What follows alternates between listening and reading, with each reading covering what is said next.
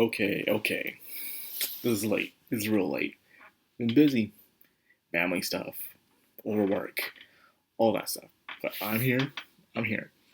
And to unpack. To really unpack what I just witnessed is like, okay. Okay. This is weird. This is weird. It feels like that this is the true ending of anything. We're just where the Dragon Year first could have just ended and that is it. Like, where else can you go from here? But then again, looking at reincarnation, there's that.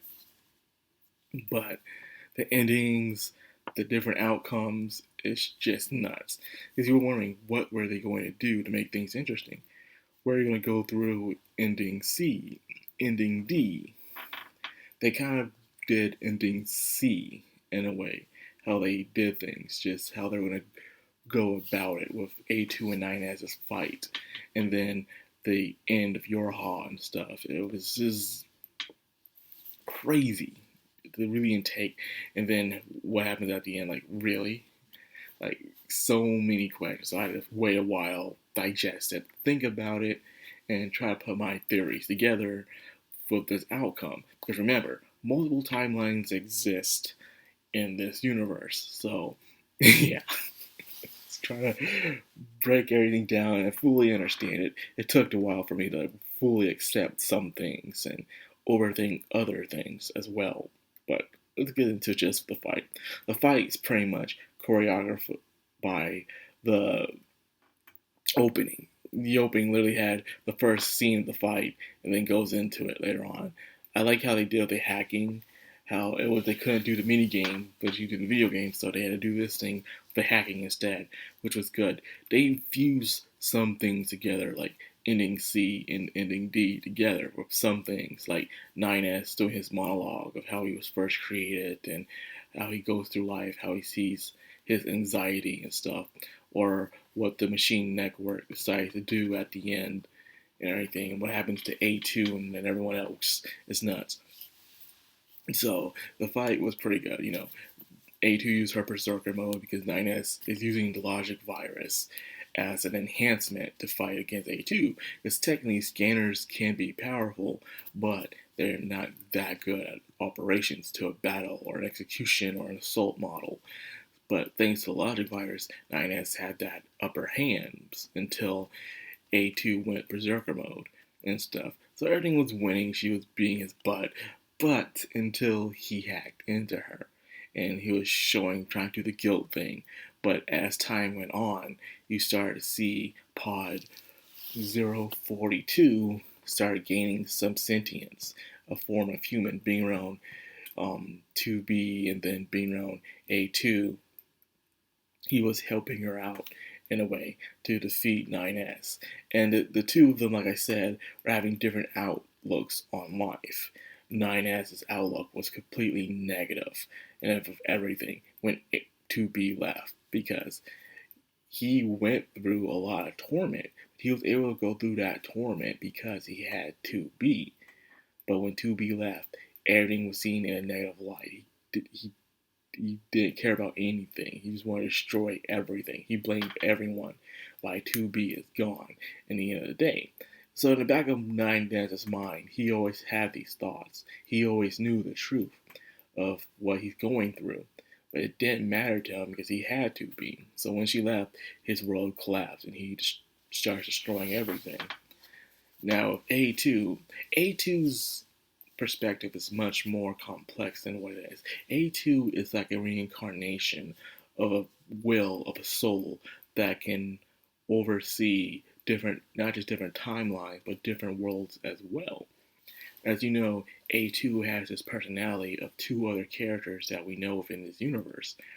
That is Zero from Dragon Guard 3, and then there's Kaine from the original Nier series. They all had this personality where they had this terrible life. Everything in their life was terrible, and they have no reason to live or to even protect the world. But at the end of the day, they end up being the ones to save the day, to be the hero, to do what it takes to do things others aren't able to do. For instance, Zero from Dragon Guard 3 was abandoned and sold by her own mother to a brothel, betrayed by a friend by escaping, went on a murder spree, got captured with a disease, tortured, and then she thought she was able to die until a flower came around and tried to turn her into a living weapon. She fought against that flower in order to stop everything that's happening. She died in the process. But she slowed and weakened the flowers, the god's ideal of destroying humanity. Then we get into the Nier timeline. Kaine has been abandoned by everybody. Everyone sees her as a monster, as a freak because of her body, and she's also possessed by a shade. So Kaine just has this life of solitude, and till she found Nier and Emil and Grimoire Weiss. Is then she starts having some humanity within her, and then she was still able to fight to do the right thing, no matter what. And now here we are with A2. A2 had the same will, the same personality. She was just a Yorha soldier. She saw all her friends die and found out the truth between Yorha and Machine Life Network. And she went rogue for a while until she killed 2B and gained pod 042, and she starts reconnecting with people. She starts reconnecting with some of the machines and even some of her old comrades and stuff.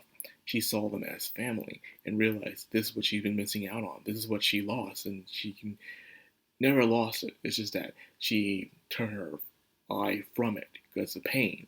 But then as things happened to her, she realized there are things in life worth fighting for. The world is beautiful despite the mess that's in it. And she found a reason to fight no matter what. So you're seeing these two opposing perspectives colliding together as they fight each other in this grand finale.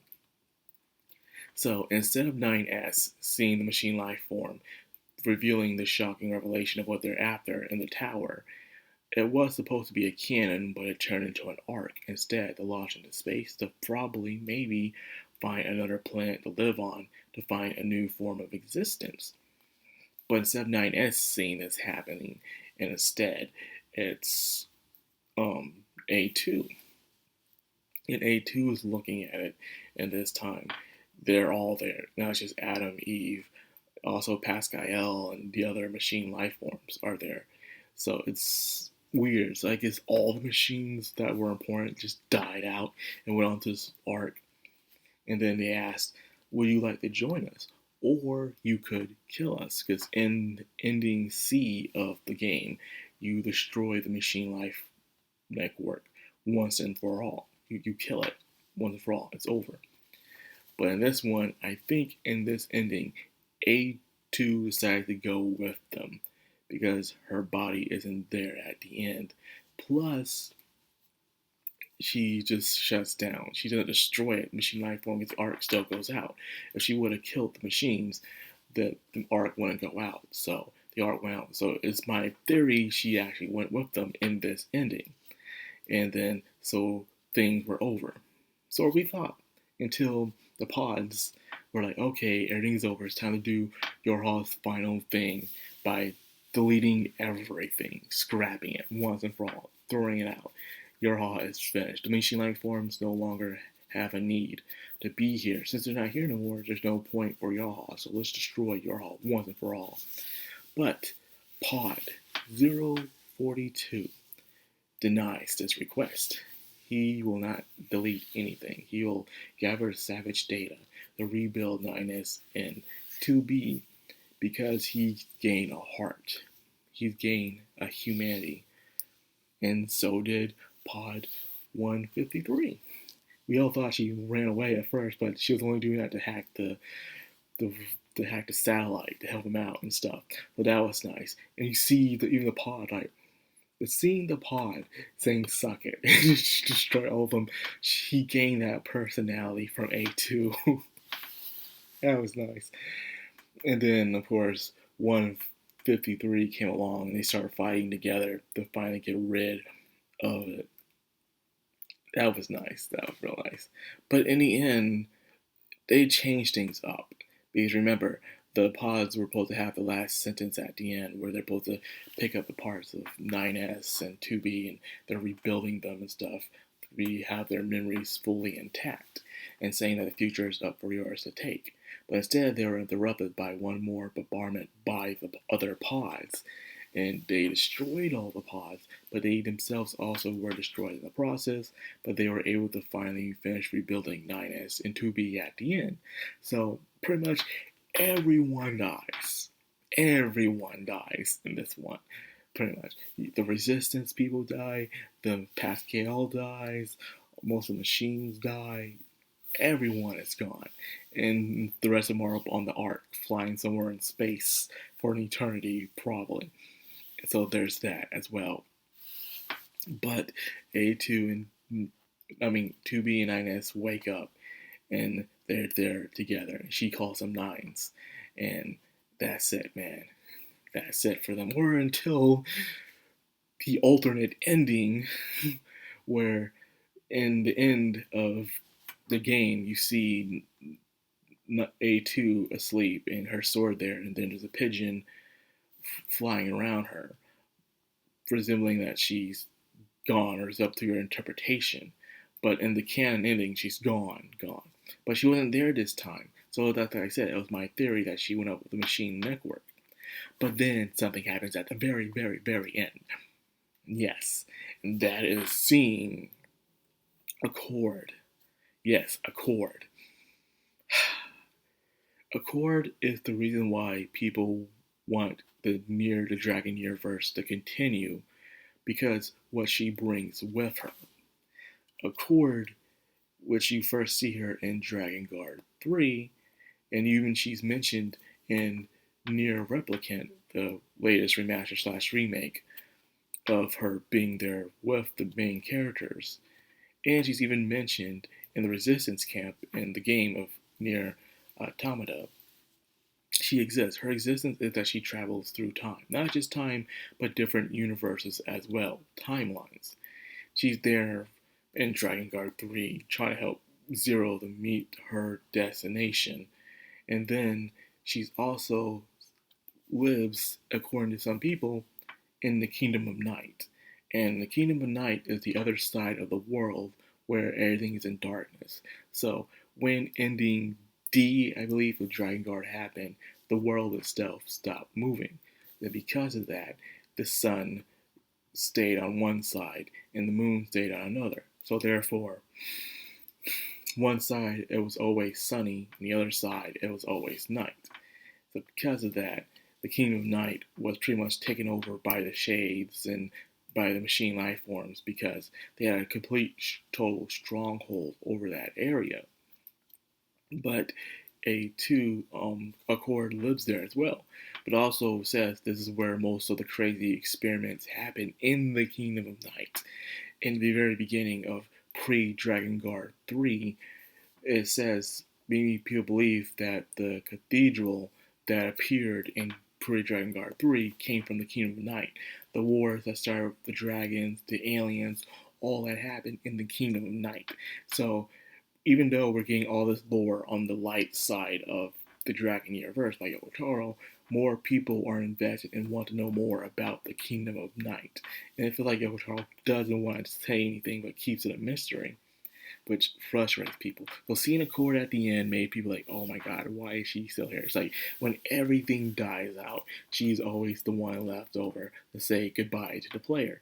But when she said goodbye, we saw A2 there, which completely destroys my theory that A2 went off with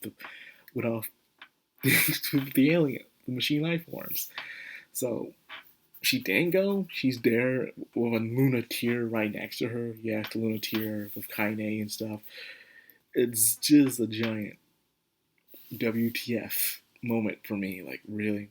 Well, this is the end. The end of everything.